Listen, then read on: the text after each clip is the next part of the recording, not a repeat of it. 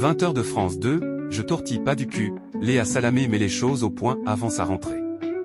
Alors qu'elle s'apprête à prendre les commandes du JT de 20h de France 2 en lieu et place d'Anne-Sophie Lapix en quelques semaines, Léa Salamé a tenu à mettre les choses au clair avant sa rentrée sur la chaîne publique, dans un entretien accordé à Libération. Après avoir fait ses classes sur des antennes comme Public Sénat, France 24 et iTélé, aujourd'hui rebaptisé CNews, note de la rédaction.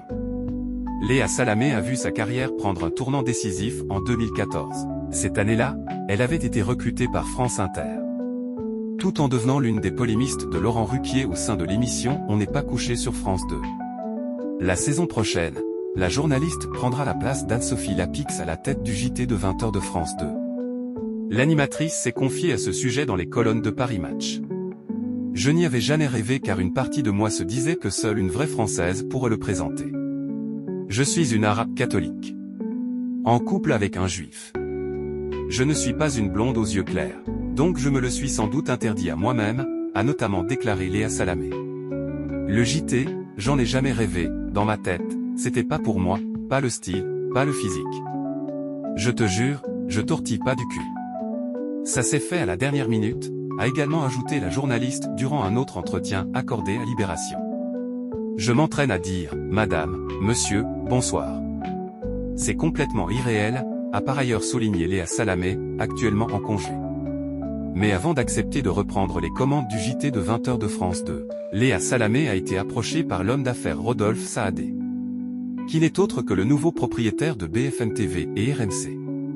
Ce dernier souhaitait faire de la journaliste l'une des nouvelles animatrices vedettes de la chaîne Info à la rentrée, en lui confiant notamment une émission quotidienne.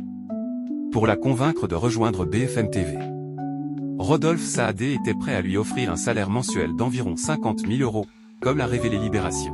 Finalement, il semblerait que la présidente de France Télévisions, Delphine Ernotte-Quincy, ait convaincu Léa Salamé de poursuivre sa collaboration avec le groupe audiovisuel public. Elle m'a aussi convaincu de rester au moment où l'audiovisuel public est attaqué. C'est un trésor national. Là qu'il existe encore des moyens pour la culture, l'investigation, a ainsi révélé Léa Salamé. En acceptant de prendre la tête du JT de 20h de France 2. La journaliste a cependant été contrainte de quitter la matinale de France Inter, qu'elle co-présentait avec Nicolas Demorand depuis 2017. Elle pourra toutefois poursuivre la présentation de l'émission Quelle époque en parallèle sur France 2.